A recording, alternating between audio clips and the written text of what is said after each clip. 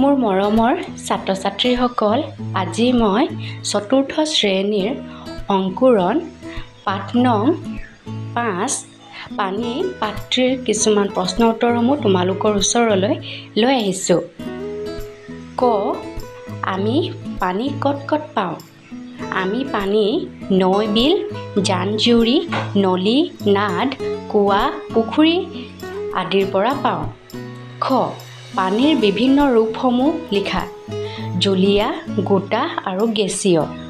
গ, পানী উতলিলে কেনে শব্দ হয়? বক বক শব্দ হয়। ঘ, পাহাৰৰ পৰা পানী বাগৰি আহিলে কেনে শব্দ হয়? কুলু কুলুকৈ শব্দ হয়। উঙ, মই য'তেই থাকোঁ তাৰে আকাৰ লওঁ। পাঠটোত পানীয়ে কি কি আকাৰ লোৱা কথা কৈছে? পাঠটোত পানীয়ে প্ৰকাণ্ড আৰু ক্ষুদ্ৰ পাত্ৰৰ আকাৰ লয় বুলি কৈছে। কেতিয়াবা আকৌ ক্ষুদ্ৰ ছিদ্ৰৰ সুৰুঙাৰ আকৃতি লয়। জাৰত গোট মাৰে, তাপ পালে ভাপ হয়।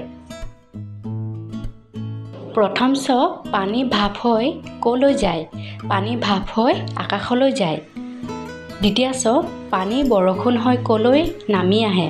পানী বৰষুণ হৈ ধৰালৈ নামি আহে। 2 নম্বৰ, বাক্য ৰচনা কৰা। ক, অবিৰাম, এইকেইদিন আমাৰ গাঁৱত অবিৰাম বৰষুণ হৈ আছে। খ, জান-জুৰি, বৰষুণ হ'লে জান-জুৰিসমূহ পানীৰে ভৰি উঠে। গ, কুলু কুলু, পাহাৰৰ পৰা পানী বাগৰি আহিলে কুলু কুলু শব্দ হয়। ঘ, সুৰুঙা, বৰষুণৰ বাবে ৰামহঁতৰ ঘৰত সুৰুঙা দি পানী সোমাই আহিল। উঙ, ছিদ্ৰ, খৰাহীটোত থকা ছিদ্ৰবোৰেৰে পানী নিগৰি গৈছে। 3 নম্বৰ, শব্দ মিলাই লিখা। ক, দুৱাৰ, খিৰিকী বতাহত বন্ধ হ'লে মেৰমেৰ। খ, বতাহত বাহে বাহে ঘঁহনি খালে কেৰ কেৰ। গ, বেল বাজিলে টং টং। ঘ, পানী উতলিলে বক বক। উঙ, জেঠীয়ে মাতিলে টিক টিক। মোৰ মৰমৰ ছাত্ৰ ছাত্ৰীসকল, তোমালোকৰ এই ভিডিঅ'টি তোমালোকৰ বাবে যদি সহায়ক হৈছে তেনেহ'লে তোমালোকৰ ফ্ৰেণ্ডৰ মাজত লাইক, শ্বেয়াৰ মোৰ চেনেলটি ছাবস্ক্ৰাইব কৰি দিবা।